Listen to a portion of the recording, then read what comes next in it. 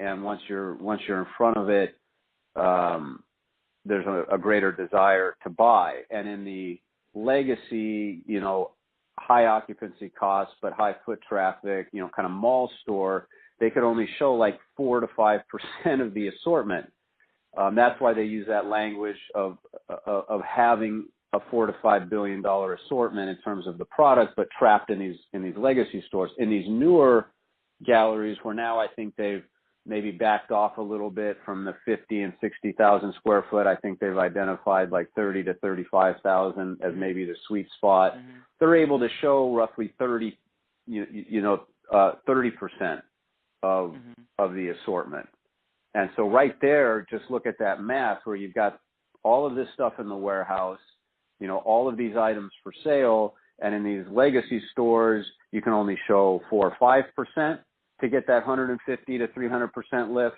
And in these new stores, you can show, say, 30%. And outdoor, the percentage is even higher because of using the rooftop and other creative ways of using space. It's been a big boon for their outdoor business because they can show something like 12 to 17 collections of outdoor versus just 1 or 2 or 3 in some of these older stores. So that math around sales at the SKU level, combined with the fact that RH, I think, is an attractive tenant in many of these locations, and the build-outs often, landlords are fronting a lot of that in exchange for signing long-term leases. So just all of the math around the galleries is just incredible. The payback is incredibly short. It lifts the direct and the indirect business in any particular market. They can only open a couple of these things a year because they're such incredible endeavors to do them the way that they want to do them. I don't see any reason you couldn't double or triple the number of full-line design galleries they already have. And gosh, that takes you right there, 5, 6, 7 years into the future. And if you want to talk about what could disrupt that plan, I don't see competition as a large threat, particularly in furniture and lighting.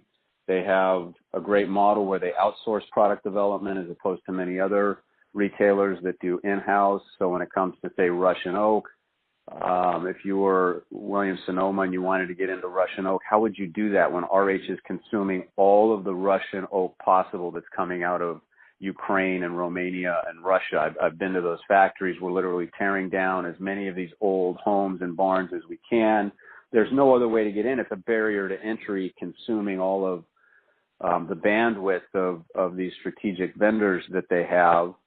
I don't see anything internally. They're making some good decisions, consolidating inventory and say just 2 furniture DCs versus 4. So like operationally, I don't see any real challenges.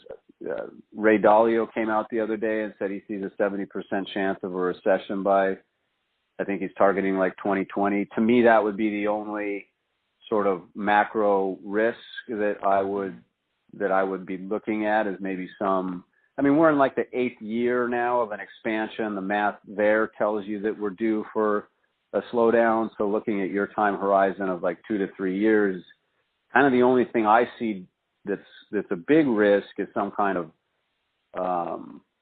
pullback overall in the economy, some type of recession that would slow consumer spending. Other than that, for your time horizon, I think that, again, I think it's fair to say that they can hit their goal of $4 to $5 billion and mid-teen operating margin. It's an easy goal for them to hit in terms of the product. They've got enough product to do that. It's a question of, can they execute on these galleries and open up as many as they say they're going to, and I think they've proven they can. Right. But coming back to my question, the macro fears, I just worry less about that because, we are who knows, what's going to happen with macros. Right. Really just trying to think about what is in control of management. So I'm also, the reason I asked you that gallery question and how many markets can have that is what the company told me is that they're